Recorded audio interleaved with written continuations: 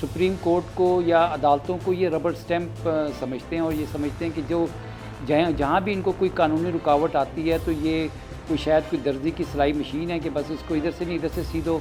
आए नहीं, हलफ नहीं उठाया सेनेट का, अभी तक मेंबर भी हैं। जी, इसके हवाले से मैं ये कहूँगा आपको कि आपने देखा जुडिशल कॉन्फ्रेंस हुई है और वहाँ पर एक सवाल हुआ तो उसके ऊपर कोई किसी का हाथ ही नहीं खड़ा हुआ कि अदलिया के ऊपर ट्रस्ट करते कि नहीं। वो जो डार्लिंग डार हैं वो पहुंचने वाली हैं, डार्लिंग डार, वो तो उसके बगैर तो पाकिस्तान नहीं चलेगा।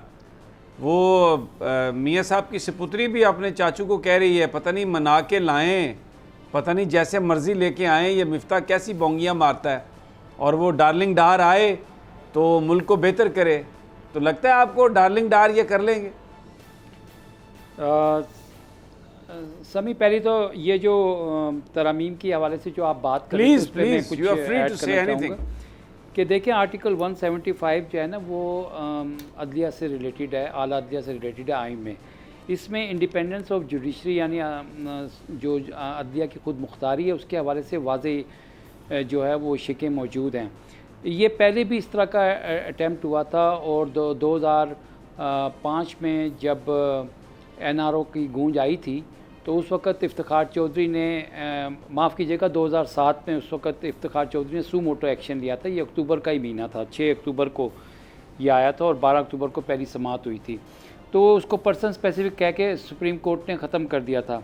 इसी तरह से जैसे राना साहब कह रहे हैं तो यकीनन ये इसको आइन सुप्रीम कोर्ट को या अदालतों को ये रबर स्टैम्प समझते हैं और ये समझते हैं कि जो जहाँ भी इनको कोई कानूनी रुकावट आती है तो ये कोई शायद कोई दर्जी की सिलाई मशीन है कि बस इसको इधर से नहीं इधर से सीधो और इसको इधर से काट दो और फिर ताकि जो है ना वो हमें उसका रिलीफ मिल सके।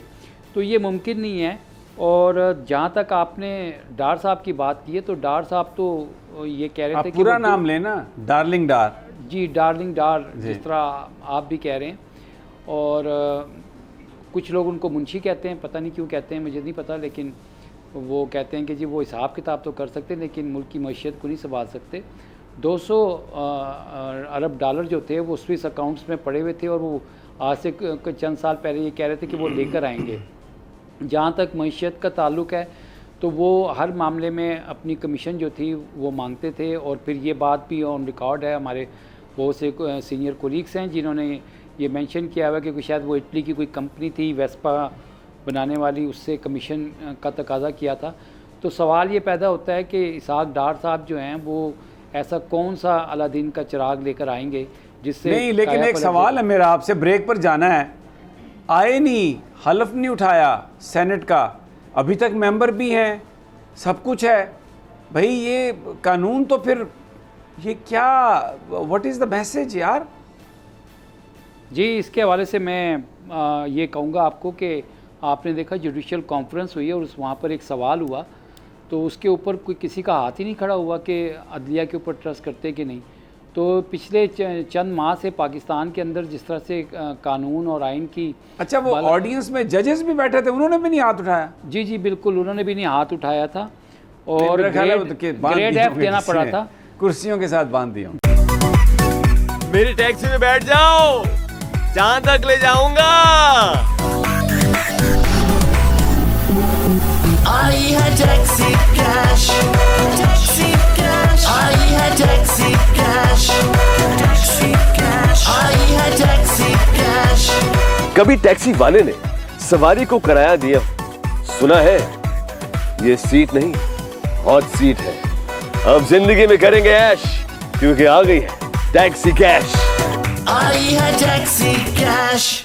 बोल एंटरटेनमेंट के शोज देखने के लिए हमारे चैनल को सब्सक्राइब करें और बेल आइकन पर क्लिक करना ना भूलें। सबसे ज्यादा व्यूज, सबसे ज्यादा रील्स और सबसे ज्यादा रेटिंग के साथ बोल अब भी नंबर 1 पोजीशन पर बरकरार।